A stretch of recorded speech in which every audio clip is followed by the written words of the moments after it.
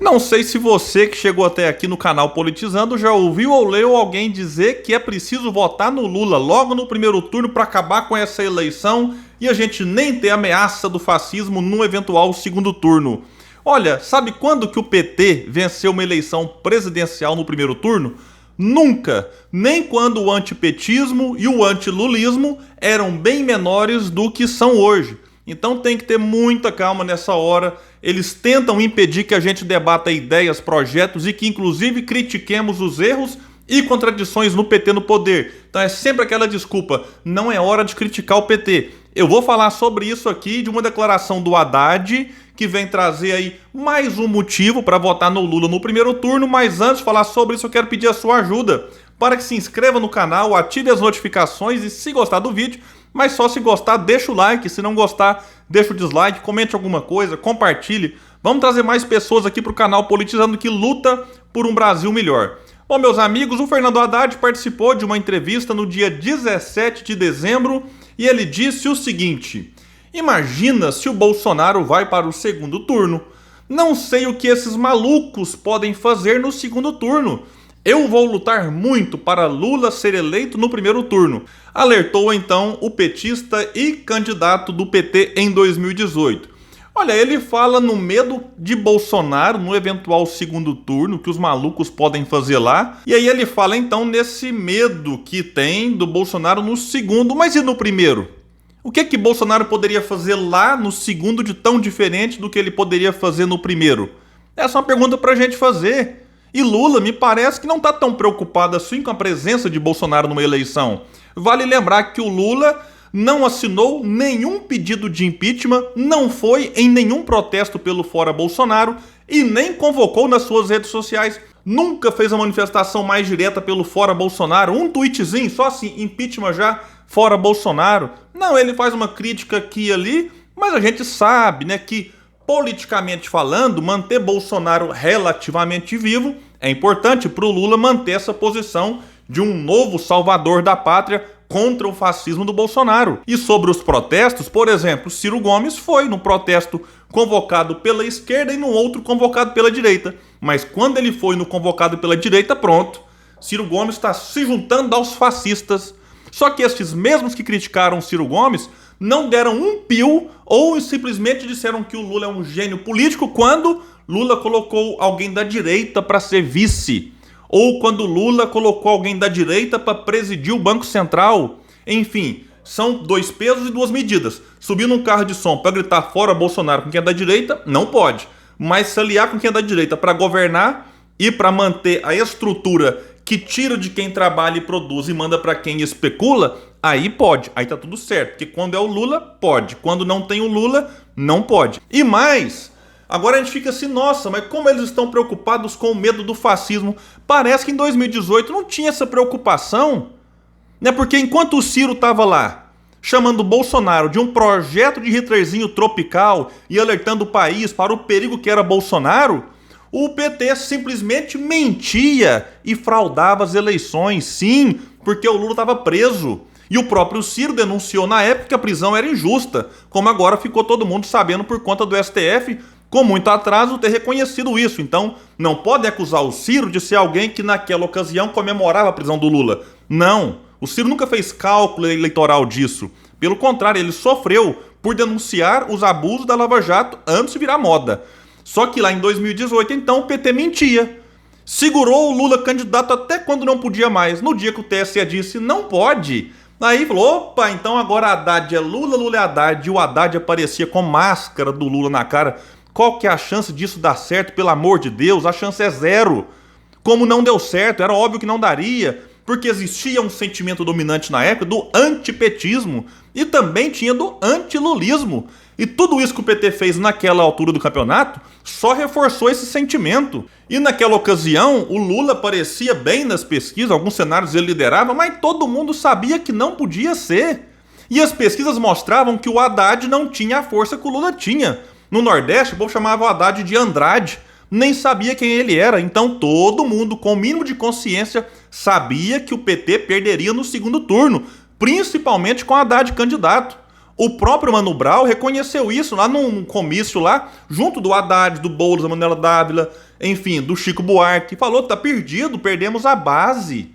Ali o certo que era o PT recuar, ter um gesto de uma humildade que nunca teve e apoiar o Ciro Gomes, que, segundo as mesmas pesquisas, venceria Bolsonaro com folga no segundo turno. Portanto, como disse muito bem Paulo Henrique Amorim, o Lula tem culpa na eleição de Bolsonaro.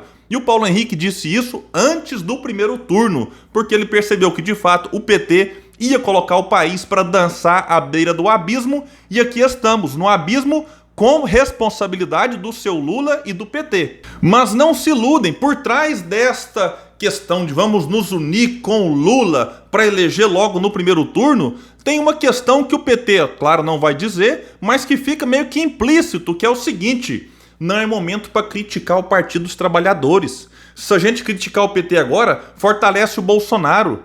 E aí o que eles falam? Não, o Bolsonaro está aí com 21% nas pesquisas e muita gente já diz que o Bolsonaro será em 2022 o que era o Haddad em 2018, ou seja, o candidato que qualquer um num segundo turno ganha, porque sim, Bolsonaro até pouco tempo só perdia para o Lula, agora já aparece perdendo na grande maioria das pesquisas pro Ciro, pro Dória, para qualquer outro candidato, enfim. Mas mesmo assim, não vou nem colocar aqui a questão de pesquisa para 2022, mas o fato é, agora querem meio que superdimensionar a força de Bolsonaro para manter o Lula meio que blindado das críticas, né? E aí parte disso, claro, esperteza dos petistas fanáticos. E aí tá tudo certo, eles querem eleger o Lula, ok, faz parte do argumento. O que a gente tem que alertar são as pessoas que reconhecem os erros e contradições do PT e que neste momento caem nessa narrativa pelo ódio e pela raiva que tem de Bolsonaro. Eu entendo esse sentimento, mas é necessário a gente entender que temos muito tempo para mudar essa realidade. Estamos a 9 meses das eleições e se Bolsonaro continua caindo como as pesquisas apontam, será que o Brasil não merece um segundo turno mais qualificado, por exemplo, tendo lá Lula contra Ciro Gomes? Então a gente não pode aceitar essa meio que imposição de que há 9, 10 meses das eleições se sentir pressionado a fazer uma escolha agora como se elas fossem amanhã e pior, como se nós já estivéssemos num segundo turno. Porque é no segundo turno que a gente faz a escolha do menos pior, quando o nosso preferido não está. Então esse é um ponto importante que é necessário refletir. Reflexão que o PT não quer que o povo faça. Então esse retrato do momento sim aponta em algumas pesquisas Lula vencendo no primeiro turno, em outras não. Então não pode ficar preso à pesquisa porque cada uma tem metodologia. Lula aparece com 37 numa, 40 na outra, 42, 43, 48. E se daqui a pouco o Lula tiver 35%? E realmente ficar muito difícil, o que eu acho que vai acontecer, essa sua eleição em primeiro turno. Qual vai ser a próxima narrativa dos petistas?